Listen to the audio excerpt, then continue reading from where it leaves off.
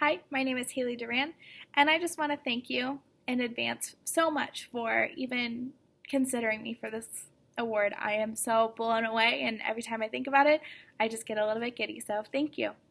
Now getting into the lesson. It was so hard to even pick what lesson to show you. If you look on my YouTube channel where this video is linked, I just have such a love for teaching that every lesson that I do becomes my favorite lesson. Like, for instance, today I did such a fun lesson. I was like, oh, maybe this is my favorite. So, anyways, hard to pick. But I picked the letter E lesson specifically because of how I articulated every single thing that I did because I was in preschool. I listed the objectives. I was very diligent with vocabulary and with a review from the day prior. I was doing an ABCD unit. So the kids learning these skills in this preschool level was so fun because I didn't just have them recite the words and stuff like that. I had them do hands-on activities and hands-on crafts that were making memorable experiences with what they were learning.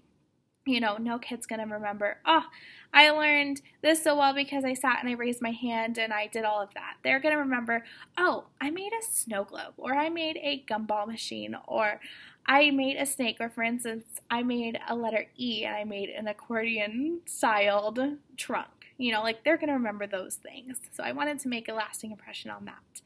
I also felt like my student engagement was very clear and very organized.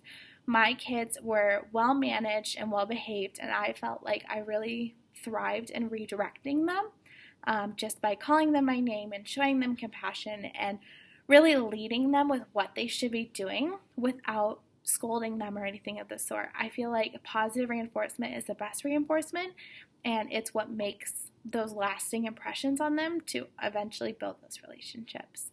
I think the one thing that I could have done better is on the smartboard, you'll see that I ended the ABC phonics video and I stopped it on Z. I wish that I would have zoomed back to go back to the letter E so that they could have that visual of the E while they're writing it, while they're thinking about it, see the visual of the elephant so that it just makes one more connection. And I think I also would have probably had it be all one video. It was my first evaluation, so I didn't know that it was best to video on the computer. I think it would have been best if I would have used the computer and I would have put a black piece of paper over the screen so that nothing was distracting to them and that nothing had to be moved or switched around or changed. Like, for instance, my phone died. Out of the blue, lost storage, died. It was not good. So I had to switch on over, which the video was fine, but I felt like it was a little bit of a distraction to the children. So I wish that I would have planned ahead for that to be on my camera, but I actually heard about it from one of my mentor teachers to put that black picture, and now I do that every time, and it works like a charm. I also just loved being in these classrooms, specifically because I got to make those lasting impressions with them. I was going into a preschool classroom, and these students hadn't really learned anything yet. They were very play-based, they were very almost Montessori kind of style, which is great.